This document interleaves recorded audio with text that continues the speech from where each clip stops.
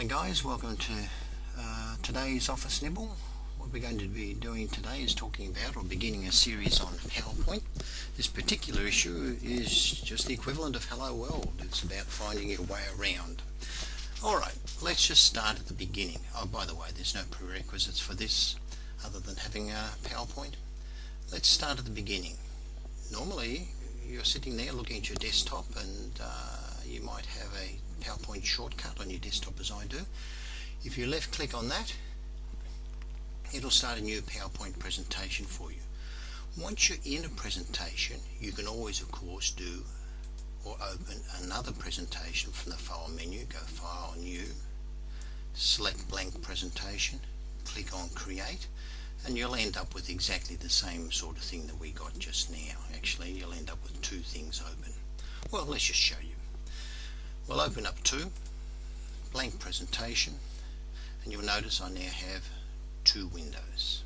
Okay, but today of course we only want to look at one. Okay, so when you're faced with the first presentation, you're looking at a simple single slide. Let's have a look at some of the basic characteristics. Let's have a look at inserting a new slide. If you want to insert a new slide, well actually no, let's go a step further back. Let's go to the View menu.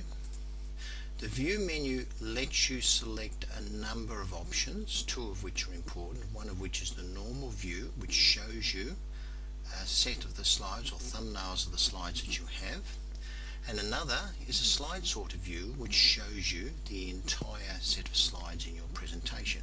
And of course, given that this is a new presentation, there's really nothing in this.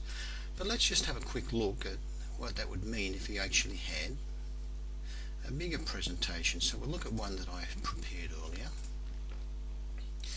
and the view, now this one has quite a number of slides in it, as you can see, I don't know, 100 odd or something like that. And so a slide sorter view of the sort that we've got here is very useful, as is the normal view.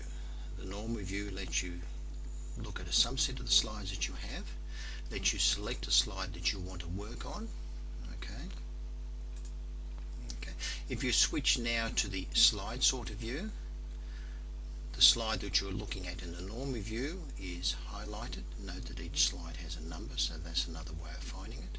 If you're in the slide sorter view and you want to work on that slide, just left click on it to double click, and it will bring it up into this normal view.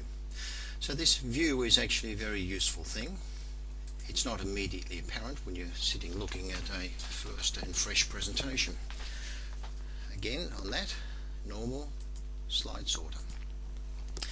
Okay, so first things first, we've done new. Now we've got it in the 4:3 aspect ratio. That's we're actually in a period of transition between 4:3 and 16:9.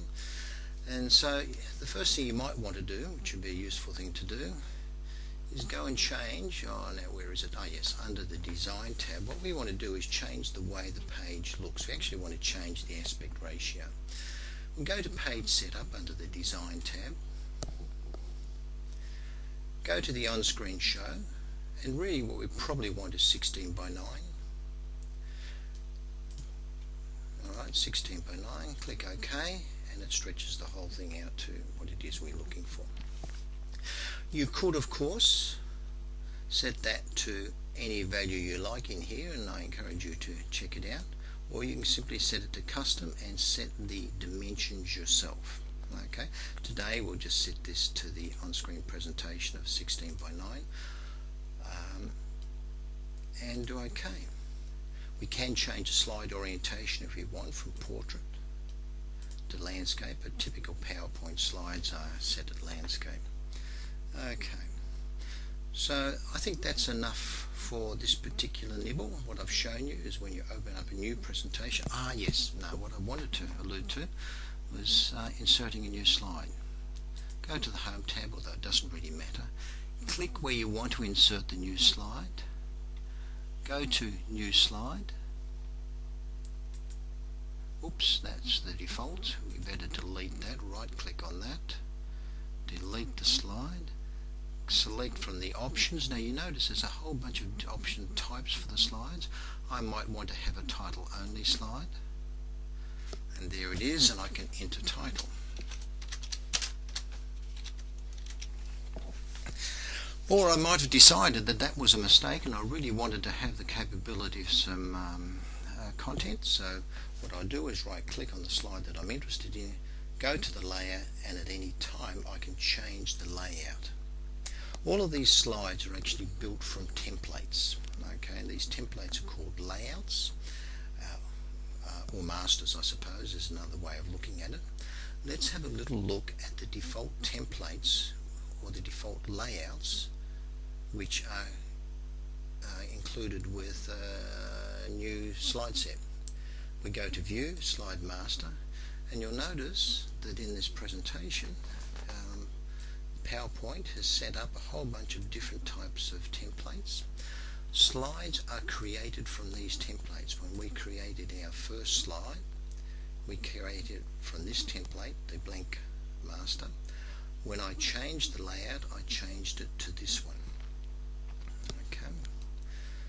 Any changes on these templates will be reflected in the slides created from them. There's normally one master. Any changes in this master will be reflected on all of these templates, and we'll cover this in more detail in another presentation. So for today, what we've been able to do is open up a new slide set. We've been able to insert a new slide from a template, a layout. Another way of looking at the layouts is down here. I like to do it from here. We've been able to change the layout of a particular slide by right clicking on it. Okay, alright, well that's enough for today, and I'll see you next time. The next nibble will deal with layout masters. Thank you very much. Oh look, I just forgot something. I thought I'd show you the master set for the more complete slide set. So the more complete slide set is looking at you here. Let's go look at the slide masters and the layouts for that. So View, Master Views, Slide Master, and you see here the master and the various layouts that were used for the more complete slide set. And you'll notice of course that these are no longer blank as the example set was before.